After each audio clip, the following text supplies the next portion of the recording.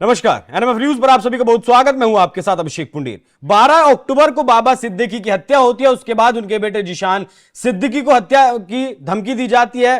बिहार में सांसद पप्पू यादव को धमकी दी जाती है। इन सब के रिएक्शन में अब योगी आदित्यनाथ, उत्तर प्रदेश के मुख्यमंत्री योगी आदित्यनाथ को जान से मारने की धमकी दी गई है। यह कहा गया है कि आप 10 दिन में अपना पद छोड़ दें, मुख्यमंत्री का पद छोड़ दें, नहीं तो फिर यह आपके लिए अच्छा नहीं होगा, आपको जान से मार दिया जाएगा। इस खबर पर ज्यादा चर्चा करने के लिए मेरे साथ मौजूद हैं उत्तर प्रदेश के पूर्व डीजीपी विक्रम सिंह। बहुत बहुत स्वागत सर आपका। सर, जिस तरीके से उत्तर प्रदेश के मुख्यमंत्री को लगातार ये धमकियां मिल रही हैं, क्या संदेश देना चाहते हैं लोग? आखिर वजह क्या है? देखिए, ये कोई अप्रत्याशित नहीं है, न पहली बार हुआ है। योगी जी को देश में ही नहीं, उत्तर प्रदेश में ही नहीं, विदेश से भी और देश में भी नाना प्रकार के उनको धमकी और इस प्रकार के धमकी भरे सूचनाएं और इस प्रकार की अभिसूचना निरंतर आ रही हैं। और योगी जी के बारे में इस प्रकार की सूचना क्यों ना आए? जिस प्रकार से माफियाओं, चरमपंथियों, राष्ट्र विरोधी तत्वों, आईएसआई एजेंटों, आईएसआईएस के खिलाफ योगी जी ने जो अभूतपूर्व कार्य किया है, सफलतापूर्वक किया है, और यूपी पुलिस, एसटीएफ, एटीएस को एक नई दिशा और नया रोड मैप दिया है, जिसके अंतर्गत राष्ट्र विरोधी तत्व तो क्या, संगठित अपराधी, माफिया सब त्राही त्राही कर रहे हैं। तो इनके लिए इस प्रकार की धमकी देना न अप्रत्याशित है, न पहली बार दिया है। इसके पहले भी दी गई है और उनको समूल नष्ट किया गया है। इस धमकी को भी मेरा परामर्श होगा कि इसको पूरी गंभीरता पूर्वक लेकर के पूरी तरीके से गहराई से इसका आपराधिक अनुसंधान किया जाए और इसकी तह तक जाकर के जो लोग ये शरारती कार्रवाई या धमकी दे रहे हैं, ये वातावरण बिगाड़ने की, विषाक्त करने का प्रयास कर रहे हैं, उनके ऊपर ऐतिहासिक कार्रवाई का समय आ गया है। और ये जो इस तरीके के तत्व हैं, भुनगे और मच्छर, इनके बारे में हमारी एजेंसी बेहतर कार्य कर सकती हैं। लेकिन मैं यही कहूंगा, कोई भी धमकी को हल्के में नहीं लेना चाहिए, उसको पूरी गंभीरता से लेकर के आखिर तक जाना चाहिए। तो मेरा परामर्श यही होगा, इसका सफल अनावरण जल्द होगा। सर, पैटर्न बदला गया है। अब से पहले जो योगी आदित्यनाथ को धमकी दी जाती थी वो प्रदेश में दी जाती थी, लेकिन इस बार मुंबई पुलिस को फोन किया गया सरकारी नंबर पर। योगी आदित्यनाथ को महाराष्ट्र के चुनाव में प्रचार के लिए भी जाना है, इसीलिए इस तरीके की बातें मुंबई पुलिस को दी गई हैं, क्योंकि महाराष्ट्र का प्रचार योगी जी बताया जाता है कि प्रचारक भी हैं और महाराष्ट्र का निर्वाचन अत्यंत महत्वपूर्ण है। तो मैंने कहा ना था कि वातावरण को विषाक्त करने के उद्देश्य से कुछ शरारती तत्व इस प्रकार के हथकंडे अपनाते हैं। मुझे पूरा विश्वास है कि मुंबई पुलिस जैसी व्यावसायिक दक्ष पुलिस बल इसका सफल अनावरण करके दोषियों को सलाख के पीछे भेजेगी और उनके ऊपर न केवल यूएपीए बल्कि उनके मकोका और एनएसए भी लगाएगी।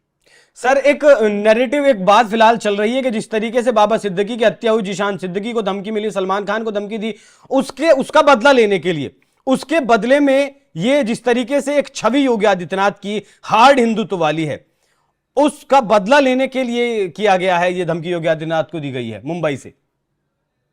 देखिए, इसके तमाम नैरेटिव है और अभी कुछ कहना अपरिपक्व होगा, प्रीमेच्योर होगा। लेकिन यह जरूरी है कि धमकी आई है, महाराष्ट्र के निर्वाचन के परिदृश्य में और उसके बैकड्रॉप में आई है, और उसके आलोक में आपको पूरी गहराई तक जाना होगा। और मैं ये फिर कहूंगा, ये जो को भी तत्व है, शातिर दिमाग का है, आपराधिक तत्व है, और इसके पीछे बहुत अराजक तत्व भी हो सकते हैं जिसकी प्रबल संभावना है। इसके अनावरण के लिए यह जरूरी है कि निर्वाचन तो आते हैं जाते हैं, लेकिन योगी जी के ऊपर आक्रमण करने वाले ने अगर कोई दुस्साहस किया है तो उसके परिणाम और कॉन्सिक्वेंसेस होने ही चाहिए। अच्छा सर, एक आखिरी सवाल। नेताओं को तो आजकल देश में धमकी दी ही जा रही है। आपने देखा होगा कि एयरलाइंस को भी लगातार धमकियां दी जा रही हैं, होटल्स को लगातार धमकी दी जा रही है, स्कूल्स को, हॉस्पिटल्स को। आखिर ये क्या देश में ही प्रायोजित है या फिर बाहर से इसके लिए कुछ फंडिंग है, या बाहर से ये चीजें भारत में ऑपरेट की जा रही हैं? निसंदेह बाहर से भी और देश के अंदर भी। आपके अगर 100 से ऊपर फ्लाइट्स के ऊपर अगर इस प्रकार की धमकी जा रही है तो उसके दो अभिप्राय हो सकते हैं, दो उद्देश्य हो सकते हैं। भय और आतंक, बिजनेस को खराब करना, और इस प्रकार की आतंक के वातावरण में लोगों को डरा करके रखना। इसके अतिरिक्त आपकी हमारी सिक्योरिटी फोर्सेस के सारे जो संसाधन हैं उनको स्ट्रेच आउट कर देना। एक हवाई जहाज में धमकी जाती है, कितने कर्मचारी जाते हैं, कितना समय लगता है, आप समझ सकते हैं। यही अगर 100 में या और ज्यादा में आते हैं, क्योंकि जो भी धमकी आती है गंभीरता पूर्वक उस पर कार्रवाई होती है। तो कितना हमारे रिसोर्सेज के ऊपर और जो टैक्स पेयर्स का पैसा है उसके ऊपर कितना व्यवहार बढ़ जाता है आप समझ सकते हैं। लेकिन हमारा विशाल देश है, उसके संसाधनों की कमी नहीं है, और इस तरीके की आपराधिक मनोवृत्ति के लोगों को मटियामेट करना यह हमारा देश जानता है। यह जागृत भारत है। सर, आपने कहा कि इन धमकियों को, जो धमकियां मिल रही हैं, उन्हें बहुत सीरियस लेने की जरूरत है, हल्के में ना ले। तो क्या अब योगी आदित्यनाथ की सुरक्षा को और ज्यादा बढ़ा देना चाहिए? क्योंकि इससे पहले दिसंबर 2023 में एसटीएफ चीफ अमिताभ यश को भी धमकी दी गई थी। बिल्कुल ठीक है। देखिए, अधिकारियों को जो धमकी होती है उसका स्तर और आयाम अलग होता है।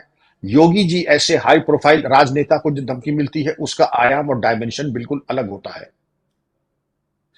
तो चाहिए भी, और इसके लिए मेरी संस्तुति ये भी होगी और हमारी एसओपीज हैं कि इन धमकी के मद्देनजर जो भी वांछित कार्रवाई करनी है उसको उच्चीकृत किया जाए। सर, बटेंगे तो कटेंगे का रिएक्शन तो नहीं है ये? देखिए, किसी की आपराधिक या चौर प्रवृत्ति के ऊपर मैं टिप्पणी नहीं, हाँ, मैं उसके लिए राय देता हूं। और जिस तरीके की ये मनोवृत्ति है, ये राजनीतिक, जो अगर किसी के कुंठा है या कोई समझता कि प्रतिद्वंदी है योगी जी, तो आप मतभेद है तो कानूनी आपके पास उसके उपचार और उसके समाधान है। लेकिन अगर धमकी दपाटे की बात करेंगे तो पुलिस अपना काम बखूबी जानती है और करेगी भी।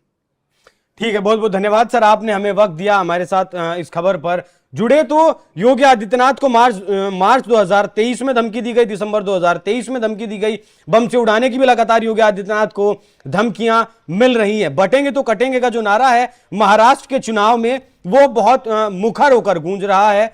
लोग पोस्टर योगी आदित्यनाथ के फोटो के साथ लगा रहे हैं जिस पर लिखा है तो बटेंगे तो कटेंगे, एक रहेंगे तो नेक रहेंगे। प्रधानमंत्री मोदी भी इस नारे पर अपनी सहमति जता चुके हैं। वहीं आपका आरएसएस भी इस नारे पर सहमति जता चुका है।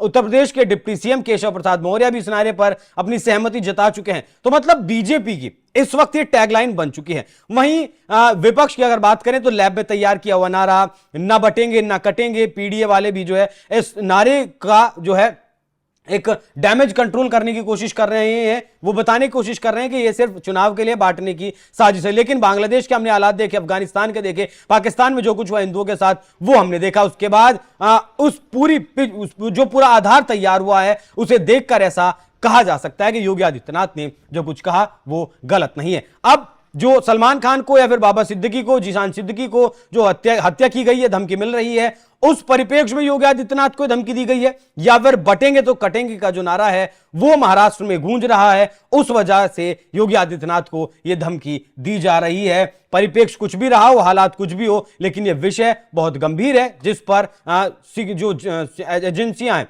जो इस देश की सुरक्षा करती हैं, योगी आदित्यनाथ की सुरक्षा में जो एजेंसियां लगी हैं, उन्हें बेहद चौकन्ना रहने की जरूरत है। बाकी इस खबर पर जो कुछ अपडेट होगा एनएमएफ न्यूज आप तक सबसे पहले पहुंचाता रहेगा। धन्यवाद।